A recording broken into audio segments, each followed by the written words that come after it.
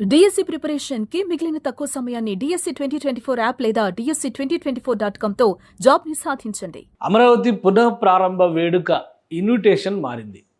స్వల్ప మార్పులు చోటు చేసుకున్న ఇందులో ఈ మార్పులు ఏంటి? ఎందుకంటే ఇప్పటికే ప్రధానమంత్రి నరేంద్ర మోడీని ఈ వేడుకకి ఆహ్వానించారు. అయితే ఇన్విటేషన్లో ఉప ముఖ్యమంత్రి పవన్ కళ్యాణ్ పేరు ప్రత్యేకంగా ప్రస్తావించకపోవడం పైన జనసేన నేతలు, కూటమిలో కీలకమైనటువంటి భాగస్వామి జనసేన పార్టీ, వారి నుంచి అభ్యంతరాలు రావడం, దీన్ని సోషల్ మీడియా ట్రోలింగ్ అంశంగా మార్చడంతో రాష్ట్ర ప్రభుత్వం దీన్ని సరిదిద్దేటువంటి ప్రయత్నం చేసింది. ఇది ముందుగా డిజైన్ చేసినటువంటి అమరావతి పునః ప్రారంభ వేడుకకు సంబంధించినటువంటి ఇన్విటేషన్. ఇందులో ఇచ్చినటువంటి పేర్లు చూస్తే కనుక ప్రధానమంత్రి నరేంద్ర మోడీ, అలానే ముఖ్యమంత్రి చంద్రబాబు నాయుడు పేరు మాత్రమే ఉంది. దీనిపైన చాలా అభ్యంతరాలు వచ్చినాయి. అలానే సోషల్ మీడియాలో కూడా దీన్ని ట్రోల్ చేయడం అనేది కొంత ఇబ్బందికరంగా మారింది. సో ఆంధ్రప్రదేశ్ గవర్నమెంట్ వెంటనే తప్పును సరిచేసేటువంటి ప్రయత్నం చేసింది.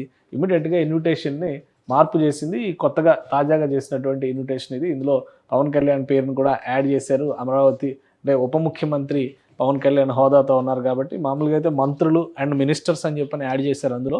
కానీ పవన్ కళ్యాణ్కి భాగస్వామిగా ఒక ప్రత్యేకత ఉంది. అలానే ఆయనకు ప్రత్యేకంగా ప్రస్తావించి గౌరవించాల్సిన అవసరం ఉందని చెప్పని జనసేన పార్టీ నాయకుల నుంచి అభ్యంతరాలు రావడం, సో దాన్ని వెంటనే సరిచేయాల్సిందిగా ముఖ్యమంత్రి ఆదేశాలు జారీ చేయడంతో ఇమీడియట్గా మరొక ఇన్విటేషన్ని చేశారు. సేమ్ కంటెంట్ అంతా అదే ఉంటుంది. పునః ప్రారంభ వేడుకకి సంబంధించినటువంటి అంశాలు.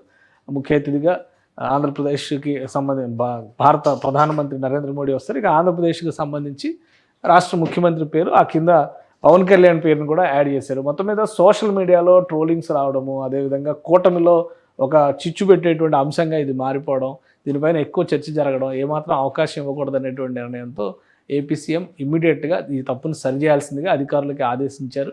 సో కొంతమందికి ఇప్పటికే ఈ ఇన్విటేషన్స్ని పంపకం కూడా జరిగింది. ఎందుకంటే ప్రత్యేకంగా ప్రజాప్రతినిధులతో పాటు అమరావతి రైతులకి, ఆ కుటుంబాలకి 29 గ్రామాలు గత 1631 రోజులు పోరాటం చేసి అమరావతి రాజధాని అనేటువంటి సంకల్పంతో పనిచేసినటువంటి వ్యక్తులు ఉన్నారు. కాబట్టి వాళ్ళందరి గౌరవార్థం ముఖ్యమంత్రి చంద్రబాబు నాయుడు కీలకమైనటువంటి నాయకులతో భేటీ నిర్వహించారు, అమరావతి రైతులకి సంబంధించినటువంటి నాయకులతో.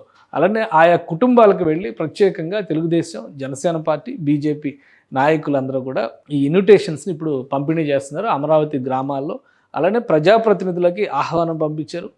విపక్ష నేత, వైసీపీ అధినేత జగన్మోహన్ రెడ్డికి కూడా దీనికి సంబంధించినటువంటి ఆహ్వానం పంపినట్టుగా అధికారులు చెప్తున్నారు. అంటే అధికారికంగా ప్రోటోకాల్ ప్రకారం ఎవరు అందజేయాలి అదే తరహాలో ఈ ఇన్విటేషన్స్ కూడా ఇచ్చినట్టుగా తెలుస్తుంది. గతంలో అమరావతి ప్రారంభ వేడుక, మొదటి ప్రారంభ వేడుక సందర్భంలో కూడా ఆయన అటెండ్ కాలేదు.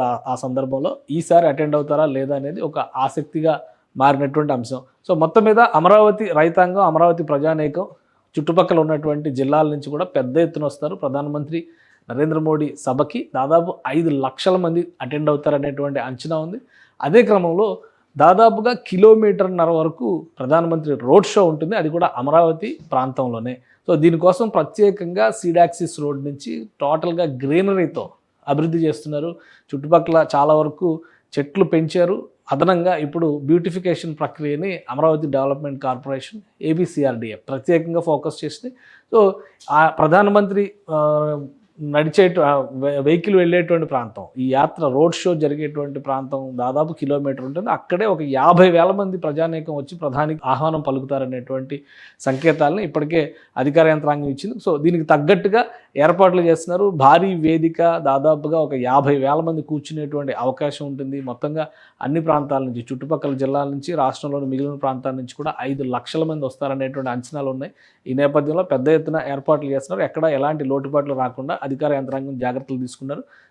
ముఖ్యమంత్రి చంద్రబాబు నాయుడు ఆదేశాల మేరకు జరిగినటువంటి పరిణామాలను దృష్టిలో పెట్టుకుని ఈ కొత్త ఇన్విటేషన్ కార్డుని అన్ని గ్రామాల్లో కూడా పంపిణీ చేస్తున్నారు. ఎందుకంటే కూటమిలో ఎలాంటి వైషమ్యాలు లేవు, అలానే అంతా కలిసికట్టుగా ముందుకు వెళ్తున్నాం అనే సంకేతాలు ఇచ్చేందుకే కొత్త ఇన్విటేషన్ కార్డును రెడీ చేసినట్టుగా అధికారులు చెప్తున్నారు. సుమన్ టీవీలో మీ పర్సనల్ అండ్ బిజినెస్ ప్రమోషన్స్ కోసం కింది నెంబర్కి కాంటాక్ట్ చేయండి.